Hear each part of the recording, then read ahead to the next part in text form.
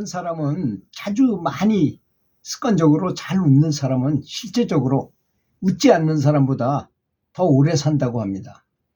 뭐 그건 당연한 거 아닌가요? 요즘은 다 그런 게 밝혀졌죠. 많이 웃으면.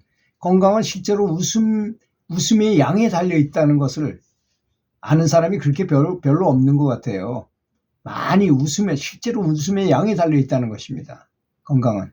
그래서 건강하고 좋은 정신을 가진 사람은 자주 큰 소리로 잘 웃어요. 저도 잘 웃습니다. 아주. 제가 뭐 행복하고 건강하고 이런 것보다도 하여튼 그 좋은 품성을 갖고 있고 좀 즐겁게 행복하게 살고자 이렇게 생각하는 사람은 연불 또 감사하면서 연불을 하니까 저는 가장 많이 감사한 게 부처님에게 감사해요. 스승님과 부처님에게 감사드립니다. 왜냐하면 이런 정법이 있다는 것을 우리가 보통 평범한 삶을 살다 보면 전혀 알지도 못할 거 아니겠습니까? 근데 경전을 통해서나 스승이 강연을 통해서 계속 듣다 보니까 이런 진리가 있다는 걸 알게 되니까 정말 가장 먼저 세상에 나게 해준 부모님일 것이고 그 다음에 스승일 것입니다. 스승님이 가장 감사할 것입니다. 그 다음에 나를 자라게 하는 초등학교 선생님, 중학교 선생님, 고등학교 선생님, 대학교 때 교수님들 이런 분들이 또 사회적으로 또 선배들 나를 가르쳐준 여러 가지 면에서 나를 도와준 사람 또 우리 사람이 그냥 살 수 없잖아요. 계속 주변에서 나를 돕기 때문에 옷 한 벌을도 다 수많은 사람의 손에 들어서 이 천을 만든 사람이 있을 것이고 그렇지 않습니까? 염색하는 사람도 있을 것이고 또 옷을 재단해서 만드는 사람도 있을 것이고 파는 사람도 있을 것이고 정말 수많은 우리는 뭐 나 혼자 똑똑한 척이지만 우리는 많은 사람들의 도움에 의해서 지금도 살아가고 있는 중이라고 알고 있습니다. 그래서 감사해야 될 것입니다. 항상. 오조 라즈니시라는 그런 깨달은 스승이 인도에 있었던 그 스승이 대학 교수도 했죠. 이분이. 웃음은 어떤 핵무기보다도 강하다고 표현했어요. 핵무기가 얼마나 강합니까? 그런데 사람이 웃는 것이 핵무기보다 강하다 그랬어요. 이분이 뭐 쓸데없는 말을 하실 리가 있겠습니까? 왜 그런 걸 알 수 있는가 하면 사람의 영적 에너지 센터, 뭐 차크라라고도 말하는데 거기다 에너지를 많이 모으면 여기서 핵반응이 일어나는 것 같은 그런 느낌을 가져서 나중에 그것이 깨달음으로 이어지게 된다는 말이 있어요. 그러니 웃음, 감사, 긍정적인 마인드가 핵무기보다 강하다고 표현하는 것입니다. 이런 취지에서 하신 말씀이라고 저는 생각해요. 아닐 수도 있겠지만 제가 생각하기엔 그렇다는 것입니다. 웃음은 또 전염이 되는 것입니다. 그래서 행복하고 즐거운 사람, 예를 들어서 시내버스에 사람들이 타는데 어떤 사람이 막 사람을 웃겨서 그러면 그 시내버스에 있는 사람들이 다 의절복통하고 웃으면서 아주 행복한 표정이 되잖아요. 웃음은 전염되고 감염까지 시킵니다. 그러니까 이 두 가지가 전염시키고 감염되면 굉장히 건강에 좋은 것이죠. 우리 사람이 많이 웃고 있는 한 위장 탈이 안 나요. 위궤양이 악화되지는 않는다는 것입니다. 그렇지 않습니까? 이 웃음하고 가장 연관을 빨리 가져오는 것이 장이라 그래요. 장이 내가 웃으면 장도 따라서 웃는 것처럼 그 상태가 그렇게 좋아진다고 합니다. 그래서 어떤 사람이 이런 사람이 있더라고요. 건강 염려증에 걸린 사람이 있어요. 야, 내 몸이 뭐 조금만 이상하면 내가 이거 뭐 위궤양이 아니야? 위암이 아닐까? 야, 이거 대장암 아닌가? 뭐 이렇게 생각하는 사람은 정말 어리석은 사람입니다. 왜? 왜냐하면 웃고 행복하다고 생각하고 이렇게 하면 악화되지 않는데 스스로 그런 병이 아닐까 하고 근심, 그걸 건강 염려증이라고 말하잖아요. 내 몸에 있는 장기들이 질서정연하게 아주 잘 돌아간다고 생각하세요. 그리고 행복하게 생각하세요. 그러면 항상 건강해지고 정말로 건강해진다는 것입니다. 그래서 사람은 행복하기 때문에 웃는 것이 아니고 많이 웃기 때문에 행복해진다는 것입니다. 이게 뭐 같은 말이죠. 하기 때문에 웃는 건 아니지만 많이 웃으니까 행복해진다는 것입니다. 이게 참 재밌는 말이에요. 연불을 하는데 이게 연불을 한다고 행복해지나요? 근데 내가 행복하게 연불을 하니까 정말 행복이 많이 찾아오더라는 걸 말하는 거잖아요. 그래서 행복한 마음으로, 이게 행복해야만 또 연불도 잘 되고 공부가 잘 되게 돼 있어요, 원래가.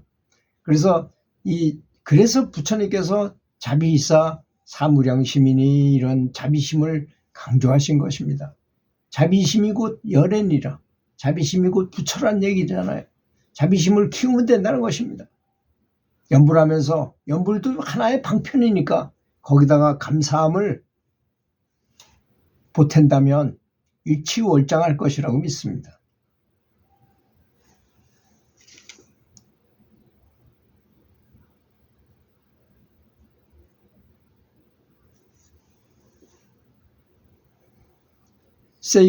셰익스피어라는 분은 이렇게 말했어요. 그대 마음을 웃음과 기쁨으로 감싸라. 웃음과 기쁨으로 감싸라. 그러면 1000가지의 해로움을 막아주고 생명을 연장시켜 줄 것이라고 말했어요. 다 어떤 명사들 간에 다 그렇게 말했어요. 다 체험해 보니까 그렇더라는 거죠. 웃음과 기쁨으로 감싸라 이거야. 내 마음을. 왜 노래 중에 그런 말이 있잖아요. 내 마음 색동옷 입힌다는 말이 있잖아요. 색동옷을 입히라는 것입니다. 마음에다가 웃음과 기쁨이라는 색동옷을 입히라는 거죠. 행복한 마음을 가져라. 감사한 마음을 가져라. 긍정적인 생각으로 감싸라 이런 얘기죠. 웃음은 마음의 치료제일 뿐만 아니라 몸의 미용제이기도, 좋은 화장품이기도 하다는 것입니다. 그리고 사람은 웃을 때 가장 아름답습니다. 그렇지 않습니까? 찌그러져 있는 얼굴보다 웃을 때가 가장 아름답게 보이는 법인 것입니다.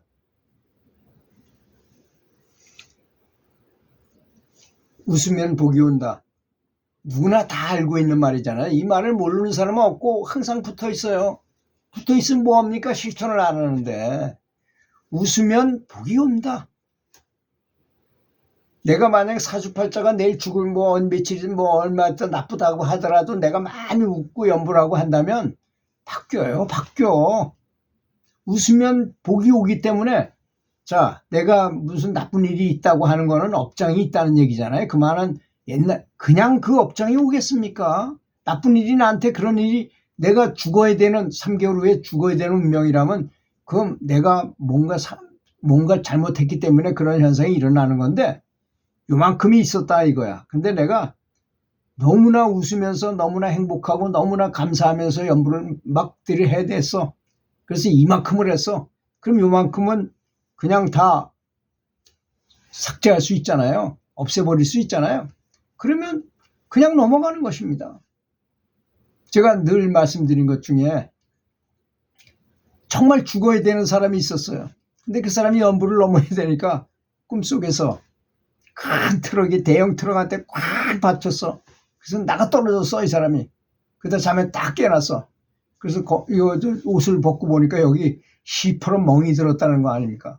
그 사람은 죽어야 될 운명이 꿈속에서 그냥, 여러분 우리가 생각하면 꿈속에서 한 거는 비현실이고 이건 현실인 것 같지만 이 두 가지가 다 양갈래입니다. 다 우리 인생이에요. 왜냐하면 사람이 잠자잖아요. 잠잘 때도 우리 영혼이 자나요? 영혼은 안 잡니다. 나와서 우주를 유영하면서 깨달은 스승과 우주에 있는 불보살을 만나고 공부합니다. 그리고 다시 또 들어오면 두뇌로 활동을 해요. 그런데 꿈속에서도 그것이 현실에서 죽어야 될 운명인데 꿈속에서 대신할 수도 있습니다. 실제로 그런 현상이 있었다는 것을 전 들었어요. 정말로. 그렇기 때문인 것입니다. 한 번 웃으면 한 번 젊어진다면 일소일소라는 말이 있잖아요. 한 번 노하면 한 번 늙는다 이런 말이 있잖아요. 인생이 노래처럼 잘 흘러갈 때에는 명랑한 사람이 되기가 쉽습니다. 그렇잖아요. 그때는 쉽죠. 그러나 진짜 진짜 가치 있는 사람은 언제든지 웃는 사람입니다. 어려운 일이 만나더라도 항상 마음속으로 웃음을 가지고 있는 거예요.